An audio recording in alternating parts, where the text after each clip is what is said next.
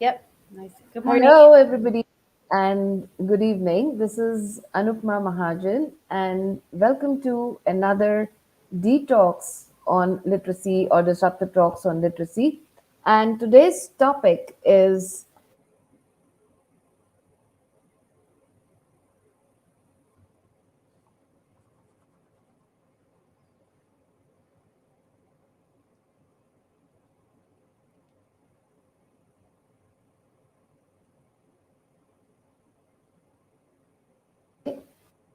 Anderson from Alesha Anderson. Please welcome to the show.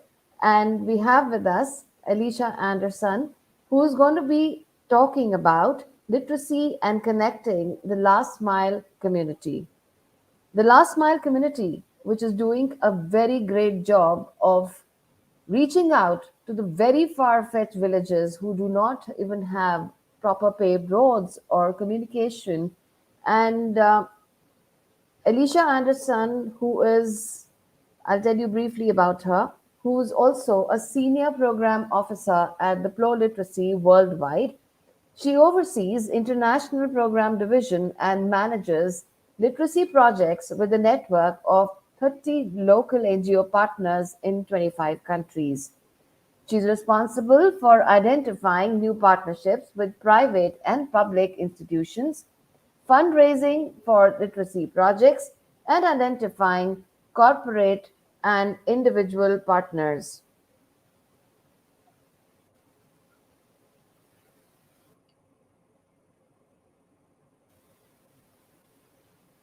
Thank you, Anupama. It's great to be here Pleasure. Please, today. and she's also, yeah, so I'll put you through to Alicia.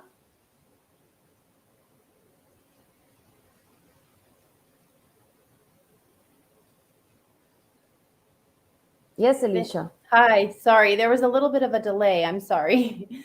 It's wonderful to be here today with you, and thank you for hosting me on Detox. I'm excited to share about ProLiteracy's work and talk about the last mile communities. So, yeah, Anupama, you just let me know when we're ready to kick off, and I'll share my presentation. Yes, Alicia. So you would like to share your presentation and tell us more about pro literacy and what the last community is doing, the last mile community, what kind of work they are doing all over the world. We'd love to hear that from you. Absolutely. All right. So I'm going to go ahead and share my presentation. Just 1 second. Hold on, just 1 minute. Sorry, I have to get it, get the right window up.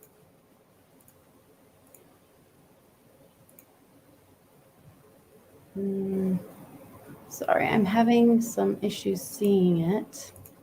Just 1 minute.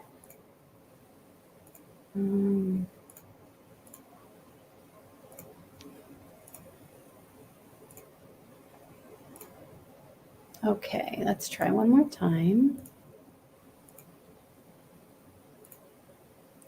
It's not appearing for some reason when I hit share.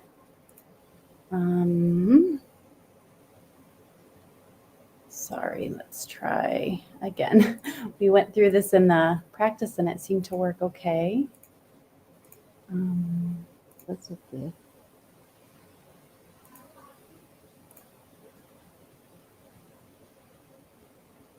Yeah, I am not, just 1 second. I'm not able to, when I hit share, Anupama, it's not coming up. I'm not able to see it. You hit share. You can share your PPT with me, and in the meanwhile, while I fix that for you, would you like to answer this first question with us? We would first request you to introduce us to the innovative teaching methodology of pro-literacy. What is pro-literacy? Our viewers Absolutely. our audience would like to know that. Yes. So ProLiteracy is a nonprofit organization. And I am so sorry because I have this actually a nice visual of sort of our history and our story of how we came to be. Let me just try one last thing because I'd love to give you the visual about our merger. We're the merger of two organizations called Yeah. Lawbach Literacy International and Literacy Volunteers of America. So we have a really amazing history with two outstanding founders who committed their lives to literacy and then came together in 2002 and started ProLiteracy. Oh, okay. So I'm going to just try one last time here, and just forgive me because I'd love to be able to show the timeline of how it is that ProLiteracy. Yeah, I think you're able to do it now. Okay, can you see? Can everyone see my screen?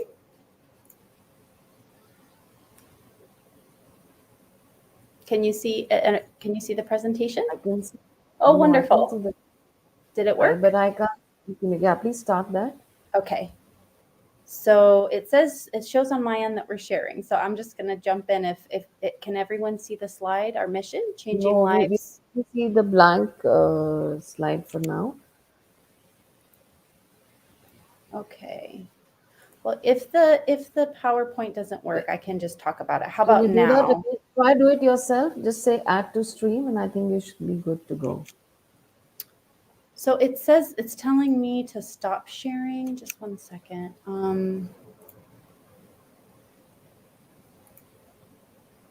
I could see the PowerPoint on my end, but I don't know if Try it anyone again. else could see I think it. you were almost there. Just try it again. Okay. Let me. Say How's add to this? stream. Yeah, almost there. Say add to stream, and you can go. Is that now good? Yeah, perfect. Okay.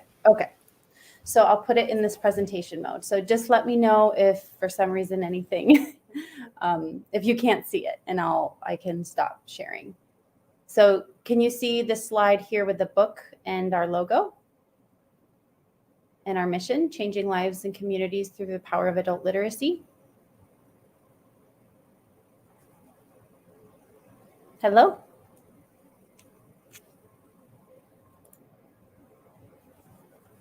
Maybe having some connectivity issues here. No, you're good to go. Oh, okay. I'm shared, so sorry. I please couldn't hear you, continue. Anupama. All right. I'm going to share one more time. So I apologize. I thought that Not an issue. when I'm in presentation mode, I can only see the slide. I can't see the StreamYard. So I just want to make sure that I didn't get disconnected from you guys. Okay. Can you see the slide?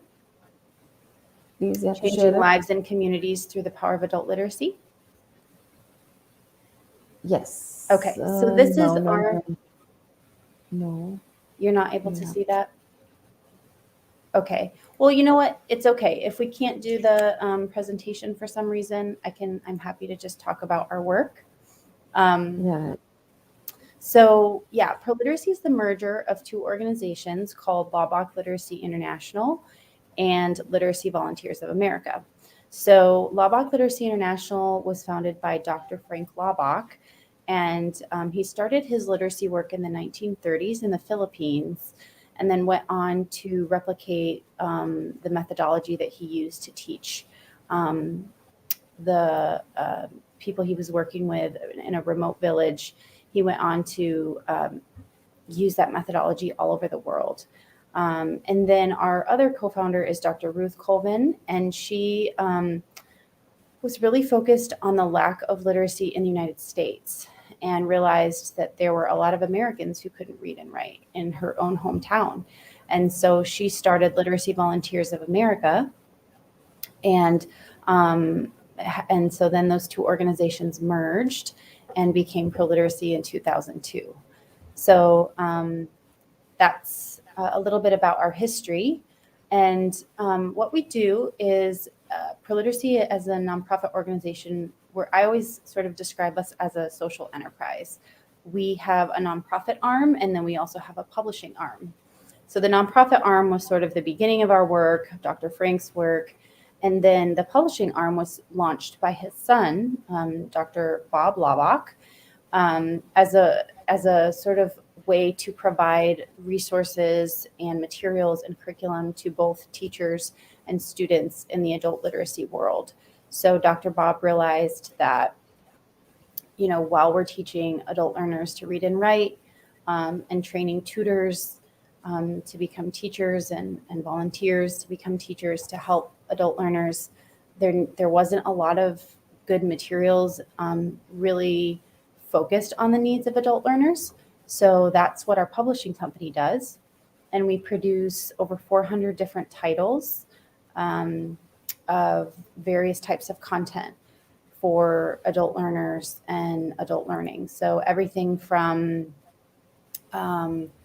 English language learning to core reading and writing to math to citizenship, high school equivalency exams. So it's largely focused for programs in the United States, but we do also have some products that are used internationally.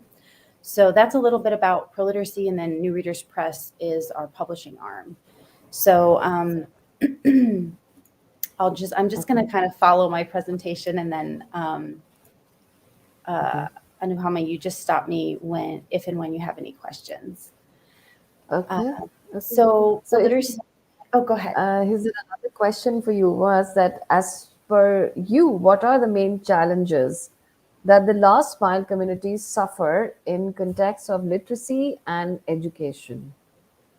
So the last mile, when we talk about the last mile, I would start by saying that, it was initially a term coined by the telecommunications sector as kind of the last leg in a point of service delivery or retail sale. So that's kind of where that term came from. And then the international sector started using it to refer to those rural, isolated communities, reaching villages that don't have paved roads with little access to communication.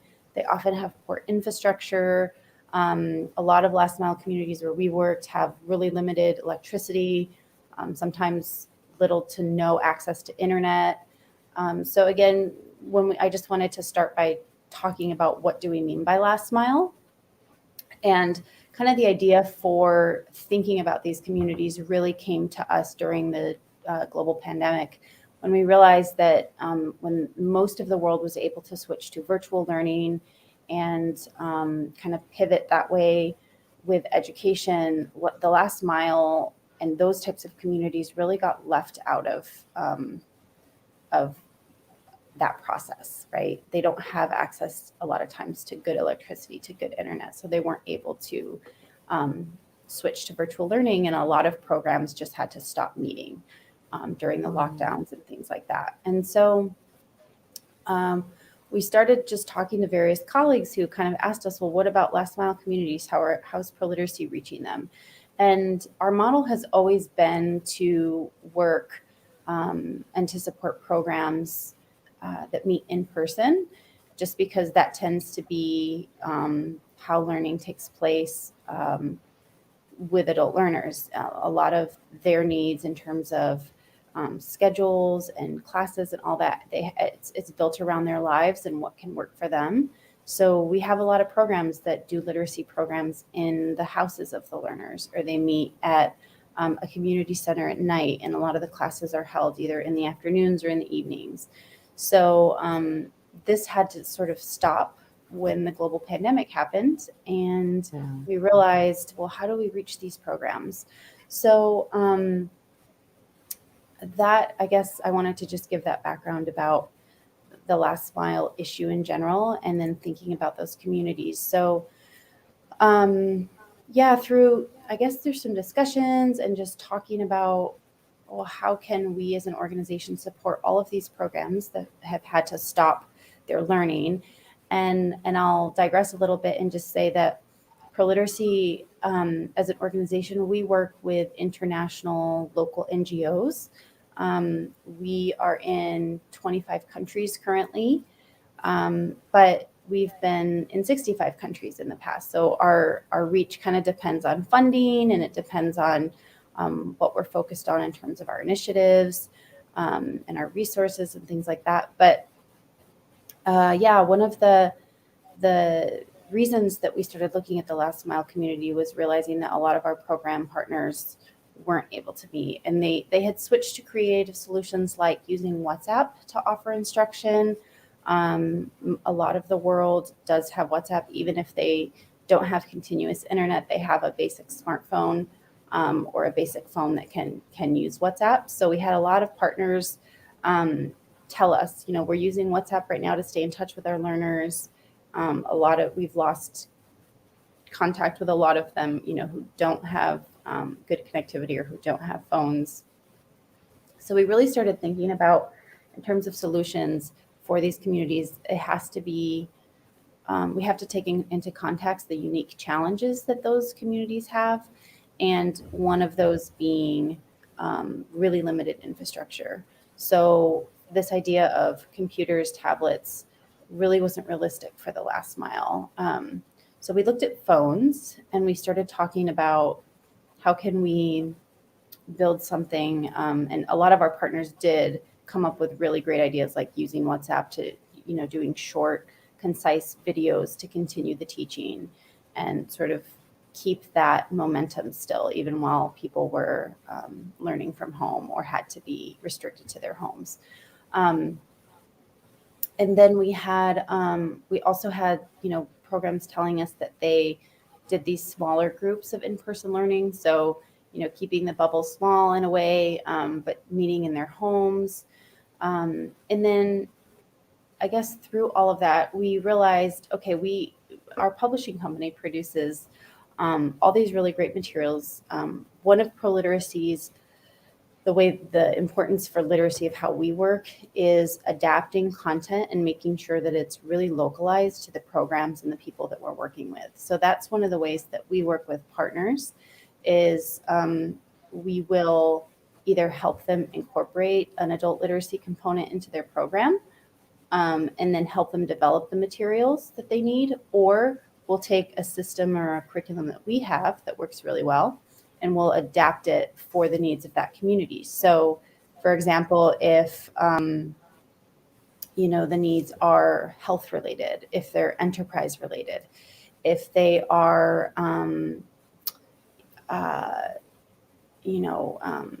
around income generation, or I'm trying to think of other ones that we've done, democracy and civic participation. So we'll integrate literacy into that area. And we just really believe that literacy is at the heart of problem solving. So we try to come at learning to read and write from that angle and giving the learners the tools that they need to create change that they want in their lives. And we believe it's really important for the materials to reflect that. So that was one of the things that we kind of continued from Dr. Frank's work. And to circle back a little bit to the model and the methodology that we use, and I want to give a little bit of that history just because what I want to share about one of our tools for the last mile kind of is connected to a certain curriculum that we use. And so one of Dr. Frank's, his methodology really of teaching learners to read and write is referred to as the Lawbach Method. And it's just a way to teach reading and writing that uses sound symbol relationships. And it's phonetically based. And then it helps learners progress from, decoding new words to connecting the word with a picture. And then, and it's the word, the picture, the word, the letter. And they go from a sequence of these picture, sound, word relationships to create a foundation for learning. So that methodology is called the Lawbach Method, is what we refer to it as. And the Lawbach Method is used, is one of our most sought after curriculum that we produce in New Readers Press. And then it was adapted in over 300 languages during Dr. Frank's many years doing literacy. So after he started producing those materials in the Philippines, he went on to adapt and customize that same type of instruction in hundreds of other languages. Like I said, they've been adapted to over 300 languages. So what we did is we kind of looked at, all right, this curriculum works really well. We know that it has been tested and used for many, many years. What makes it so great too is that we use it with, there's a teacher's guide, so that his model was always each one teach one. And it was helping people who traditionally may not be teachers become tutors, become volunteers to help adult learners to read and write. So what we've done is we've taken that curriculum and we have built it into an app. And the app actually functions offline. So it doesn't need Wi-Fi, it doesn't need internet. It uses a basic smartphone just to download initially. And then once it lives on the phone, all of the content, all of the information, the analytics about where the learner is, how they're progressing, all stays in the app. The back-end data does need to be sort of uploaded in a Wi-Fi setting every couple weeks. But again, it was one of the ideas that we kind of came up with, thinking about last mile communities and trying to come up with a tool that would help learners continue in their literacy while they're at home, but then be able to come back to the classroom as well and kind of pick up where they left off. So one of the ideas that we've come up with for last mile is this app. And we're starting currently in Spanish and Latin America. Tried to pick a language where we might have, where we know that we have a lot of last mile programs, but where we could reach multiple programs, multiple countries with the same language. So that's very, very interesting. Very interesting. I think it's the great way to reach out to so many people like that. And again, you're moving from known to unknown, like exactly. Yeah. So that's amazing. Okay. So here we come up with the third question, that is, how have you traversed the naturally tough terrain to outreach to the last mile community? Yeah. So our model has always been go where the learners are. So if those communities are in areas that are hard to reach, our program partners will bring the lessons, bring the classes to them. Like I said, we do a lot of literacy programming in people's houses. We've worked with programs that will go and conduct a literacy program under a tree in the middle of a field in Africa. So that's part of reaching those communities, is taking into account those unique barriers and then thinking about the solutions and being part of creating the solution with them. So a literacy class can happen right under a tree out in the middle of a savanna in Africa. It can happen. We have a lot of Absolutely. classes in Africa that happen, or in even Latin America, just informally in a village with people sitting outside. So you don't need, a fancy building or a fancy space to do the literacy work and to help adult learners and even young adults learn to read and write. But bringing the program to them, I think, is really important, and being willing to take that journey, to make the journey. So we have two program partners that we work with in India, and the one in Tamil Nadu, that in the state of Tamil Nadu works in the Nilgiris region with a lot of women in tea plantations. And they also work in, but they also do a lot of literacy and health in really rural communities, mountainous regions where there isn't a lot of access, where there aren't clinics, where there aren't schools. So again, bringing the programs to them is important. And it can be kind of part of what makes reaching the last mile hard, is the return on investment isn't always immediate. And that's why a lot of programs, or some of even government institutions don't put schools there, or don't make the trek, just because they can be really hard to reach. But those are the types of programs that ProLiteracy we look for. We really want to reach those types of communities, and we feel that that there's a need to include them and to reach them. So yeah, we've always brought the class to them. Awesome. So we have a question here in the audience. Mm-hmm. Education we want. They're asking, how do you collaborate with other NGOs? Yeah, so other NGOs is really how we work internationally, even domestically as well. We have a really large partner network, and we don't have offices all over the world. We work with local NGOs who live with learners, who know the context, who understand the needs of the people, and then we partner with them. So that's kind of our model, is to work with international local NGOs at the grassroots who understand the needs of, the learners and the people that we're going to be working with. Okay. And we have And currently then, a network of about 30 different organizations that we work with. And they tend to be, okay. like I said, NGOs, but we've also done programs with universities, with ministries of education, with community outreach centers, community development centers. So, but yeah, internationally, our model is really partnership with a local NGO. Okay. How is the project financed by the individual, like crowdfunding or international organizations? Again, the audience is asking. Yeah. Actually, sometimes all of the above. So the bulk of our funders are either foundations and corporations, but we also have a really great pool of individuals who fund our work. And that goes back to our founders.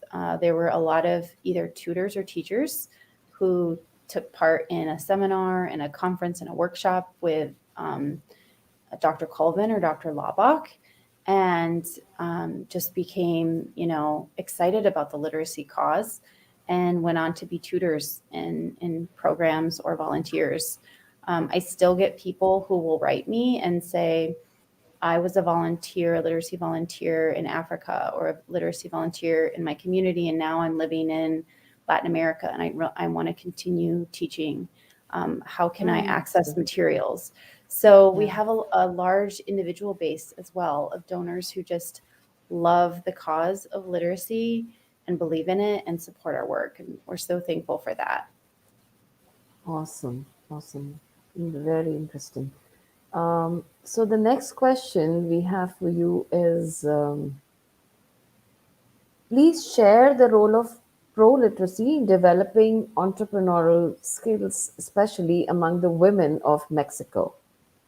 Sure. So Mexico is actually was one of the first countries that we started working with in Latin America.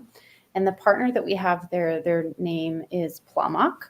And that stands for, it's an acronym for Proyectos en Alfabetización, Lawbach in Mexico hace. So it's kind of long. But essentially their work is exactly that, what I described, bringing literacy into really remote or hard to reach areas. The bulk of the participants that they serve happens to be women. Oftentimes they're campesina women or, village type women who work as day laborers, or they work in fields, agricultural type fields. And then they do literacy and more like financial literacy. The way that our work with them started is we started with literacy, and we started in these kind of home-based informal groups. And then the women themselves, as they advance in their reading and writing, they want to learn more things. And so our project in Mexico has really become focused on financial literacy through what we call savings clubs. And the savings clubs are groups of women who meet. Again, because of where they're located, there's oftentimes no banks. And so they will get together, save their money. They have a savings box where every week women put in their earnings or what they want to save. They lend to each other. They They save for, personal family type things, but they also save for business. Like I said, some women loan to other women in the group. So it becomes sort of like a village bank that is managed by the members and the women who are a part of the savings club. And then they also, we've also helped, incorporate enterprise development and financial literacy for them into this model. So basically all of the topics that they're learning about related to reading and writing have to do with running a business, picking a product, thinking about, what is a loan? What is a credit? Do you need one? What should your business be? What are your resources? What are the resources that you have locally? So that's what we really love to do, is work with the local organizations to incorporate literacy into whatever the topic is for the learners that they really want. So in this case, it's enterprise and, economic development. So we've worked in Mexico for probably well over 40, 50 years, and really, carrying on, moving from basic literacy. We still do basic literacy as well, but we really tie in this financial literacy and entrepreneurship theme, just because it's how the women make an income. It's how they take care of their families. And so that's really what they want to be learning. But again, we bring the program to them. Oftentimes when I've gone and visited those programs, you're traveling in a car for 3 hours to get to the village. You're crossing rivers. Some of these villages aren't accessible during the rainy season because the river rises and you can't cross. So yeah, it's, again, bringing the programs to them and then working with the learners to really make sure that the content that they're learning is relevant and important for their lives. So we have learners in this program in Mexico who have been a part of their, savings club or their women's solidarity group that started as a literacy class now for 50 years. Which is really, really special, really great to see women grow from being the learner to then being the teacher to then being, a leader in their community that really just promotes women's learning and empowerment. So yeah, that's a little bit about the Mexico program. It's an amazing journey. Yes. Yeah. Awesome. Yeah. So then we move on to the next question, that is, what has been your experience in outreaching the last mile community during the pandemic? I think you've already spoken about that, and you can share your challenges and solutions. Yeah. So again, just I guess going back to some conversations that we had where we realized, Yeah. gosh, a lot of our partners rely on in-person learning, and suddenly this is taken away, and we don't know, is in-person learning going to continue again, and how, and is it safe? There were so many questions, and so we started thinking, like, a lot of these virtual type programming is not going to work for the last mile. They don't have access to computers. They don't have internet. Some of them don't even have electricity more than 2 to 3 hours a day. So how can we adapt to the needs that we know and the challenges that we know exist for the last mile? And so currently, as I mentioned, the Lawbach based app is what we're starting with. And the really neat thing for us is that, again, we have this methodology, these materials in hundreds of languages. So we're starting in Spanish, but the idea is, if this works, if we see that, and we're sort of shaping it to be a hybrid program. So the app will, again, work in communities that have no internet, as long as the learner has a basic smartphone, and then they can connect, every couple weeks or once a month somewhere, just to download any updates and upload, to the cloud their progress, so that on the back end we can see, or the administrator can see, kind of how they've progressed through the various lessons. But our idea is also to not only do, not to rely only on an app, but to have sort of a hybrid model, because we believe that we also really see the value in, women and men, just adult learners in general, coming together and being able to share together. It's really important, the solidarity piece. It's where they come up with ideas. It's where they decide what it is that they want to learn. So we'll have, in addition to the app, we'll have a teacher's guide and a student book that will be sort of that hybrid option, so that learners can still come together. Because the space and the importance of solidarity in the literacy programs is just really important to, again, giving the learners, the information, the tools, the ability to decide what it is that they want to continue learning beyond just, acquiring the basic reading and writing skills. Yes. Yes. And the last question, how would anybody, if anybody wants to learn about your curriculum, and how is it adapted to various contexts? Yeah, so the neat thing about Dr. Frank and his work in the 1940s and 50s and 60s, when he traveled around the world developing this content, is he actually adapted the material every time he went to a new place. And we've continued with that practice today at ProLiteracy. So a primer that you see for a Somali Bantu tribe in Africa is going to look different. The artwork, the language, the vocabulary, the stories, all of it is going to be really contextualized for that tribe, those people.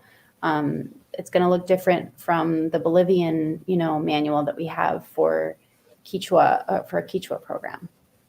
So again, we place a real importance on adapting materials and adapting the information so that it's relevant to the lives of the learners and to the teachers. And so, I guess that is one of the ways that we've done that, is we make sure that we adapt the content, that it's in the local language, that the illustrations reflect the culture, the people who will be using them. And in all the materials that we have, like I said, they're all very different. They've all been adapted culturally and linguistically. Brilliant, brilliant. It has been so inspiring.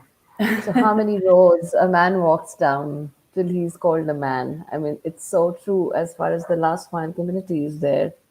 So, it was such a pleasure listening to you.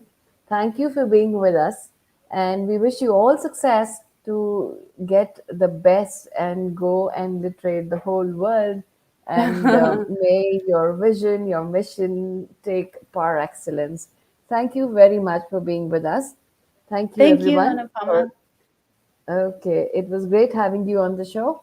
Thank you. Thank you so Thank you much. for having me. It was really wonderful to share ProLiteracy's work. And yeah, if anyone wants to reach out to me or has any questions, I can share my information, or have Anupama share my information, my email. You can also go to ProLiteracy's website and reach out to us that way as well. Sure. Okay.